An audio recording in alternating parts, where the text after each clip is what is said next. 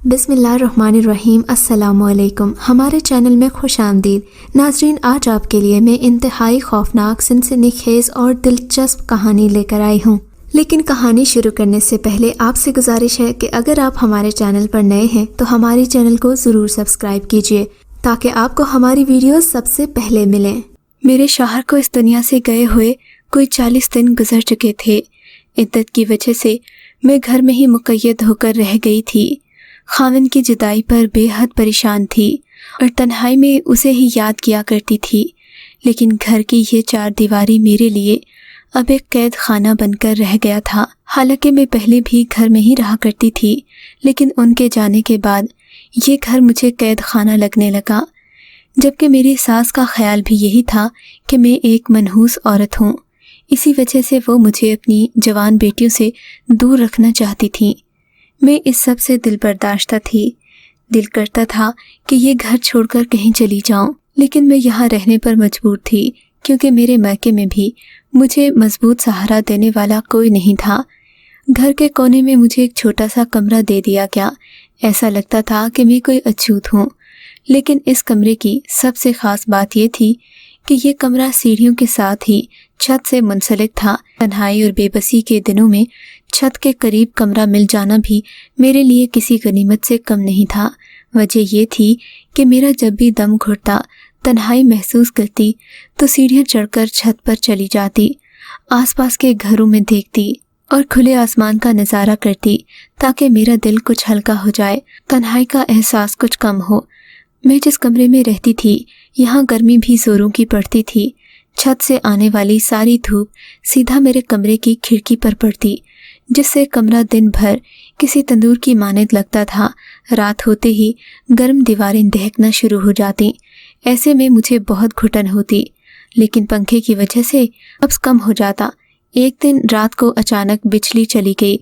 मेरा कमरा पहले ही तंग था। अंधेरे में कमरा डूब गया तो मुझे घबराहट होने लगी और गर्मी और घुटन इतनी कि सांस बंद होने लगे। तभी मैंने छत पर जाने का सोचा। बाकी घर वाले तो सो गए थे। एसी की वजह से उनके कमरे देर तक ठंडे रहते थे। मेरे कमरे में एसी नहीं था, सो मैं अपने बेड से उतरी ताकि छत पर जाकर कुछ देर ताज़ा हवा में सांस लूं। अगरचे ये रात का वक्त था, मगर हिम्मत करके मैं ऊपर गई। छत पर आकर मुझे और ज़्यादा गर्मी का एहसास हुआ। दीवारें और छत का फर्श तप रहा था, लेकिन यहाँ खुली हवा का एहसास था। लेकिन दूसरे ही लम्हे मुझे यूं लगा जैसे मेरे आसपास एक अजीब सी धुंध छाई हो। अगरचे अंधेरे में ये धुंध साफ नज़र नहीं आ रही थी, लेकिन अंधेरे से आंखें मानूस हुईं तो सफ़ेद से बादल मुझे अपने इर्द गिर्द नज़र आने लगे। मुझे बड़ी हैरत हुई। मैंने देखा इसी धुंध की वजह से छत भी सही तरह से नज़र नहीं आ रही थी। इस बात से मैं बहुत परेशान हुई। मुझे लगा कि कहीं रो रो कर मेरी नज़र में फ़र्क ना आ गया हो। अभी मैं हैरान परेशान खड़ी थी कि मुझे अपने आसपास ही किसी के फुनकारने की आवाज़ सुनाई दी। मुझे लगा कि ये किसी दरिंदे की फुनकार है जो ख़तरनाक हद तक मेरे करीब ही मौजूद है। ये महसूस करते ही खौफ की एक लहर मेरी रीढ़ की हड्डी में दौड़ गई।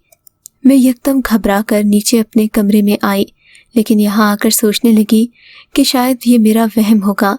मुझे एक बार जाकर देखना चाहिए, हो सकता है वो धुंध ना हो, मैं यूं ही गर्मी में तपने आ गई हूँ। ये सोचकर मैंने ऊपर जाने का सोचा।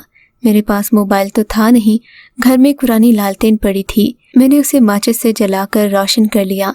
उसकी हल्की रोशनी में मैं ऊपर छत तक गई ताकि देखूं कि धुंध की असल वजह क्या है। लालटेन लेकर मैं छत पर आई। देखा वो सफ़ेद धुंध पहले की तरह मौजूद थी। अब ये मंजर देखकर मेरी हैरत की इंतहा न रही।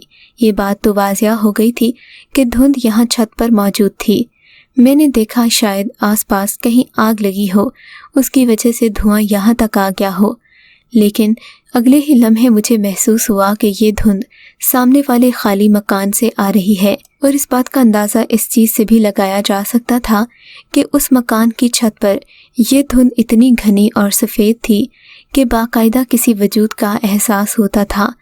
ये देखकर मैं बहुत हैरान हुई। ये मामला काफ़ी अजीब लगता था। मुबादा वहाँ कहीं आग न लगी हो। ये सोचकर मैं छत से दूसरी तरफ देखने लगी। तभी मुझे लगा कि आसपास किसी चीज़ के गुर्राने की आवाज़ है। मुझे लगा कहीं दूर मशीन लगी है, लेकिन फिर मैंने महसूस किया कि ये आवाज़ ज़्यादा करीब हो गई है। किसी सांप के फुनकारने जैसी आवाज़ थी। इसी दौरान हवा के ज़ोर से मेरी लालटेन बुझ गई। एकदम माहौल में उसी दम छत पर एक अजीब सी हलचल मच गई और उन आवाज़ों का शोर भी ज़्यादा हो गया।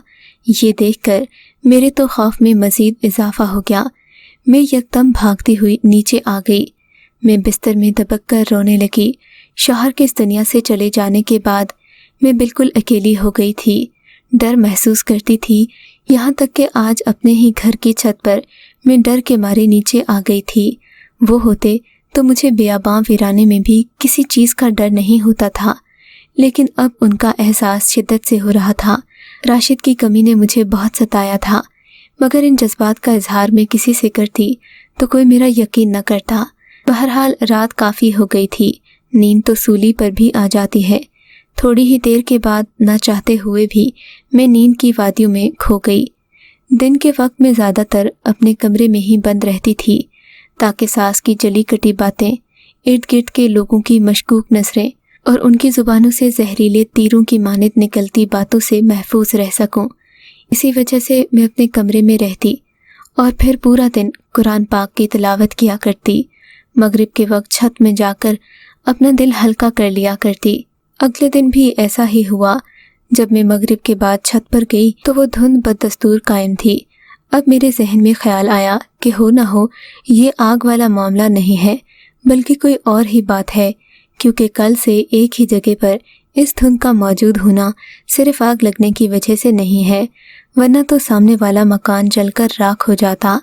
मुझे ख्याल आया कि दिन के वक्त मुझे यहाँ आकर देख लेना चाहिए कि आया धूप में भी इसी धुंध का राज होता है या सिर्फ रात के वक्त ही ऐसा होता है। मैंने इस मामले की तह तक पहुँचने का फैसला कर लिया था। मुझे वैसे भी एक नया मशगला मिल गया था। बात की जड़ तक पहुँचते हुए मेरा वक्त भी गुजर जाता और बात की हकीकत का भी पता चल जाता। ये काम करना अगरचे बहुत ख़तरनाक था, लेकिन चूंकि मैं ज़िंदगी के एक ऐसे मोड़ पर थी जहाँ पहुँचकर मुझे किसी भी चीज़ से डर नहीं लगता था, मैं कोई भी ख़तरा मोल लेने को तैयार थी। ज़िंदगी से तो वैसे भी कोई उम्मीद बाकी नहीं रही थी। सो मैंने तहैया कर लिया था कि अपने घर की छत से होकर दूसरे घर की छत पर जाकर देखूंगी कि क्या मामला है। इसके लिए मुझे लोहे की एक सीढ़ी की ज़रूरत थी, जो मैंने अपने ही मोहल्ले की एक औरत के घर देख रखी थी। यूं तो सास ने मेरा मोहल्ले की तमाम औरतों से मिलना जुलना बंद कर रखा था, लेकिन मोहल्ले की एक दो ख़वातीन से फिर भी बातचीत हो जाती थी। मोहल्ले की फ़कीरा बीबी के घर में ही लोहे की वो सीढ़ी मैंने काफ़ी अरसा पहले देखी थी। मैंने फ़कीरा से कहा कि तुम मुझे लोहे की वो सीढ़ी ला कर दे दो। कहने लगी, मैं तुम्हारी इद्दत को तो जुमा 8 दिन हुए हैं और तुम सीढ़ियाँ ढूंढती फिर रही हो, क्या वजह है? मैंने कहा, तुम इस बात का जिक्र मेरी सास से मत करना, मैं तुम्हें इसके बदले अच्छी खासी रकम दूंगी, बस तुम मुझे लोहे की वो सीढ़ी ला कर दे दो। वो ना मानी तो मैंने उसे सोने की अंगूठी का लालच दिया। तभी वो खुश हो गई। उसे यकीन न आया। लोहे की सीढ़ी ला कर देने का वादा उसने कर लिया। मगरिब होते ही मैंने अंधेरे का फ़ायदा उठाया। फ़कीरा अपने वादे के मुताबिक दरवाजे पर सीढ़ी लेकर आ गई थी। मैंने वो सीढ़ी चोरी छुपे बड़ी मुश्किल से अपने कमरे में पहुंचाई। अब मैं अगली सुबह का इंतज़ार कर रही थी, ताकि फजर के वक्त जाकर मालूम कर सकूं कि आखिर उस छत पर इतनी धुंध का राज क्यों रहता है। लेकिन मुझसे फजर तक का इंतज़ार नहीं हुआ। मैंने सोचा, या आर या पार, चलना है तो अभी जाती हूँ। घर में खामोशी छाई थी, सब लोग सो गए थे। मैं सांस रोके उठी, बिना कोई आवाज़ पैदा किए मैंने चारपाई के नीचे से वो सीढ़ी उठाई। खामोश कदम उठाते हुए छत की सीढ़ियाँ चढ़ने लगी। सीढ़ी पर मैंने एक कंबल नुमा कपड़ा भी डाल रखा था, ताकि अगर सीढ़ी गिरे तो कोई आवाज़ पैदा न हो।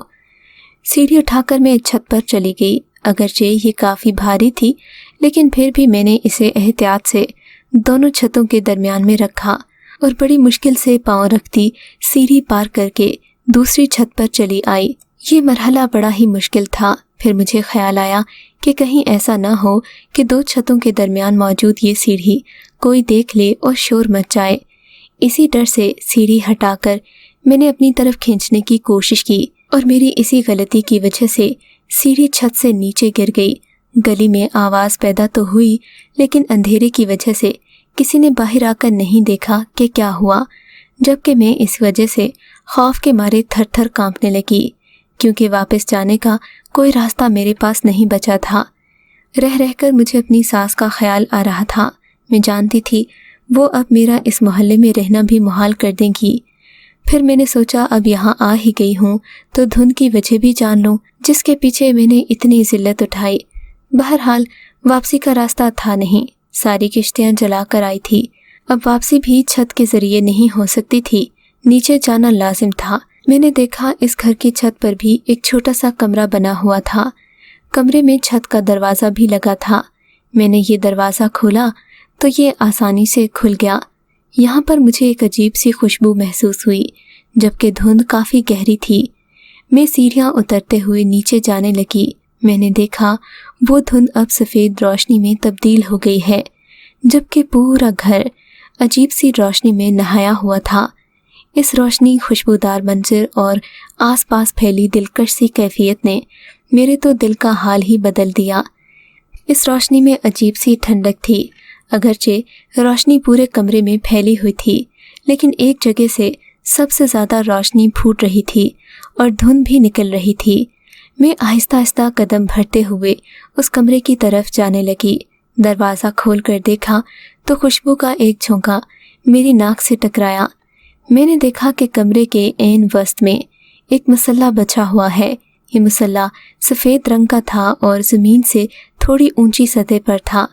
इस पर सफ़ेद रंग में मलबूस एक इंतहाई खूबसूरत नौजवान किबला रुख होकर बैठा हुआ था। नौजवान की गर्दन पर उसके खूबसूरत बाल पड़े थे। मेरी तरफ उसकी पुश्त थी। वो किसी जिक्र में मसरूफ़ था, लेकिन फिर मेरी हैरत की इंतहा न रही जब मेरी आहट सुनकर वो पीछे मुड़ा तो उसकी शक्ल सूरत बिल्कुल मेरे शौहर से मिलती जुलती थी। मेरी समझ में नहीं आ रहा था कि आखिर ये मौजा क्या है। ये घर तो मुकम्मल वीरान था। मेरे शौहर को वफ़ात पाए हुए 40 दिन हो गए हैं। मैंने सोचा शायद मुझे अपने शौहर की रूह से मुलाकात करने का मौका मिल गया है। वो नौजवान नमाज़ पढ़ रहा था। मैं उसके नमाज़ पढ़ने का इंतज़ार करने लगी। जो ही उसने सलाम फेरा, मेरी तरफ मुड़ा। मुझे देखकर उसने मुस्कुरा कर सलाम किया। कहने लगा, मुझे पता था तुम एक न एक दिन मुझसे मिलने ज़रूर आओगी। मैंने हैरत से उसकी तरफ देखा तो कहने लगा, क्या तुम भूल गई हो? छत पर मौजूद धुंध देखकर ही तो तुम यहाँ तक आई हो। वो धुंध मेरी ही फैलाई हुई थी। वो तो तुम्हें यहाँ बुलाने का सामान था। नौजवान की बात सुनकर मेरा दिल अजीब से अंदाज में धड़कने लगा। कुछ खौफ और कुछ अजीब सी कैफियत मेरे दिल को घेरे में ले रही थीं। फिर भी मैंने हिम्मत करके पूछा, वो सब तो ठीक है, लेकिन मुझे ये बताओ तुमने मुझे यहाँ क्यों बुलाया? बहुत जल्द तुम्हें मालूम हो जाएगा। नौजवान ने अपनी पुरस्रार आंखें मेरी आंखों में डालकर कहा, फ़िलहाल मुझे पता है कि तुमने अभी तक इशा की नमाज नहीं पढ़ी, क्योंकि तुम इस पुरस्रार रात से पर्दा उठाने के लिए बेचैन थी। आओ मेरे साथ जो बकिया नमाज बची है वो पढ़ लो। ये सुनकर मैं हैरान हो गई। डरते डरते उसके साथ मुसल्ले पर खड़ी हो गई। न जाने क्यों मैं उसे इनकार नहीं कर सकी। हम दोनों ने नमाज अदा की। मुझे यहाँ नमाज पढ़ते हुए बहुत सुकून का एहसास हुआ। नमाज के बाद कहने लगा, आंखें बंद करके दुआ करो। उसकी बात में न जाने क्या असर था कि मैं इस पुरस्रार माहौल को नज़रअंदाज करके दुआ में मगन हो गई। काफ़ी देर दुआ में मगन रहने के बाद मुझे एहसास हुआ कि वो शख्स जो मेरे पास बैठा था अब यहाँ मौजूद नहीं है। ये एहसास होते ही मैंने झट से आंखें खोलीं। देखा तो मेरे साथ मुसल्ले पर उस नौजवान की बजाय एक सफ़ेद रंग का नाग बैठा हुआ है, जिसकी गर्दन पर काली तस्बीह पड़ी है। नाग को देखते ही खौफ के मारे मेरी चीख निकल गई। मैं फ़ौरन मुसल्ले से पीछे हट गई और भागती हुई कमरे से बाहर आ गई।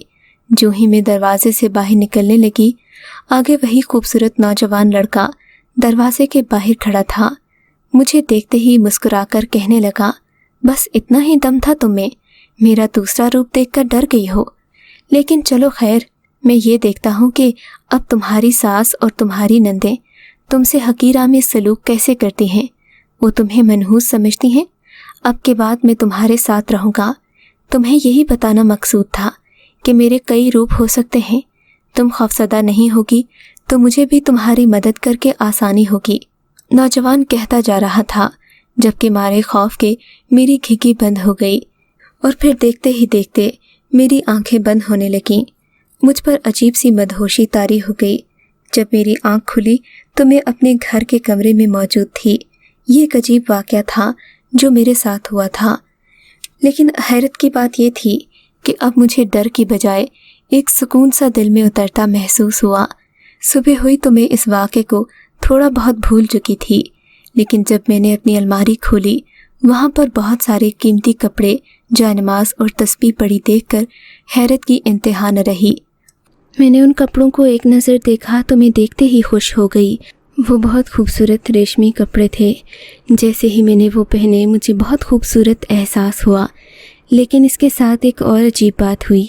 जब कपड़े पहनकर मैं अपने कमरे में आई तो देखा मेरे कमरे की खिड़की पर एक परिंदा फड़फड़ा रहा था। मुझे लगा कि शायद किसी तार में फंसकर अपनी जान के लिए तड़प रहा होगा, लेकिन जैसे ही मैं उसके करीब गई तो वो उठकर खड़ा हो गया, अपने परों को फड़फड़ाने लगा। मुझे देखकर खुशी का इजहार करने लगा। मैं उसे देखकर खुश हुई, क्योंकि ऐसा अमूमन बहुत कम होता है कि कोई परिंदा या जानवर आपसे मोहब्बत का इजहार करे। मैंने खिड़की खोली और उसे अपने हाथों में लेकर प्यार करने लगी। हैरत की बात थी कि वो मेरे हाथों से उड़ भी नहीं रहा था। थोड़ी देर ऐसा ही होता रहा, फिर उस परिंदे ने एक उड़ान भरी और वहाँ से चला गया। लेकिन जब मैंने अपने हाथों की तरफ देखा तो मैं हैरान रह गई। मेरे हाथों पर एक अजीब सी चमक और खुशबू थी। मैंने अपने हाथों को बेयकीनी से सूंघा और अंदर कमरे में आकर शीशे के सामने खड़ी हो गई। आज बड़े दिनों के बाद मैंने रंगीन जोड़ा पहना था, वरना तो मेरे ससुराल वालों ने मुझे किसी दासी की तरह बना कर रखा था, जिसे पहनने, ओढ़ने, उठने बैठने का भी कोई हक नहीं था। मैं अगर एक आम औरत की ज़िंदगी भी गुजारना चाहती तो वो भी नहीं गुजार सकती थी। अभी मैं वो कपड़े पहनकर देख ही रही थी कि कमरे के दरवाजे पर किसी ने दस्तक दी। मैं भी सोचने लगी, इतने दिनों बाद न जाने इनको मेरी याद कैसे आ गई। लेकिन कहते हैं ना, बुरा वक्त बताकर नहीं आता। मैंने जैसे ही दरवाज़ा खोला, सामने मेरी सास खड़ी थी, आंखें लाल अंगारा और बड़ी ही भड़क रही थी। तुमने ये शौक लिबास किस खुशी में पहना है? तुम्हें क्या लगता है अब तुम दूसरी शादी कर लोगी? इस उम्र में कौन ही करेगा तुमसे दूसरी शादी? सास मुंह से जहर उगलने लगी। नहीं अम्मा जी, मैंने ये इस वजह से नहीं पहना। दूसरी शादी का तो मैं सोच भी नहीं सकती। बस ऐसे ही पहना है, खूबसूरत लग रहा था। लेकिन लाया कौन है ये? ज़रूर किसी तुम्हारे यार या आशिक ने दिया होगा, जिसको तुम पसंद करती होगी, और न जाने उसके साथ क्या क्या गुल खिला चुकी होगी। तभी तो तुमने ये कपड़े उससे लेकर पहन भी लिए। अपनी सास की बात सुनकर मेरे दिल पर गहरी चोट पड़ी। मैं रोने के करीब थी कि इन्होंने मुझे रोक दिया। अरे, अब टसवे बहाने की ज़रूरत नहीं है। तुम भी जानती हो कि बेगैरती की कीमत क्या होती है। लेकिन एक बात कान खोल कर सुन लो, अगर तुम ऐसे ही हरकतें करती रहीं तो बहुत करीब है कि मैं तुम्हें इस घर से भी निकाल दूं। अपनी सास की ये जहर आलूद बातें सुनकर मैं चुप हो गई थी। मैंने सोचा कि मैं सब्र कर लूँगी, लेकिन अब शायद मेरी हिफाजत करने वाला आ गया था और मुझे तो ये सब बर्दाश्त था, मगर वो इस सब को देख नहीं पाया। अभी मुझे 2 लम्हे ही अपने कमरे में बैठे गुजरे थे कि सास की एक ज़ोरदार चीख मेरे कानों में पड़ी। मैं भागकर बाहर गई। देखा तो मेरी सास अम्मा सीढ़ियों पर गिरी बुरी तरह रो रही थी, क्योंकि उन्हें एक सख्त चोट आई थी। मैं अम्मा जी के करीब पहुंची। तभी मेरी नज़र सीढ़ियों के साथ बने रोशनदान पर पड़ी, जिसमें वही परिंदा खुशी से फड़फड़ा रहा था। मैं हैरान हो गई थी, कहीं ये सब इस वजह से तो नहीं हो रहा। सब वाक़यात मेरे जहन में चलने लगे थे। नहीं, ऐसा नहीं हो सकता। ये सोचकर मैंने ध्यान अपना बटा लिया। मेरी सास की कराहें मेरे कानों में पड़ रही थीं। मुझे एहसास जुर्म, एहसास नदामत हो रहा था। मैंने अपनी सास को बड़ी मुश्किल से उठाया और नीचे कमरे में ले गई। वो भी यही कह रही थी कि तू मनहूस है। मैं जब भी तुझसे कोई बात करती हूँ मेरा नुकसान होता है। मैंने इस मामले का हल सोचना शुरू कर दिया। پھر اگلی بار جب میں نے اسے پکارا وہ میرے قریب آیا تو میں نے اسے یہ بات اچھی طرح سمجھا دی تھی کہ میں جن رشتوں سے محبت کرتی ہوں ان سے وہ بھی محبت کرنا سیکھ لے، ورنہ ہماری دوستی ختم ہو جائے گی۔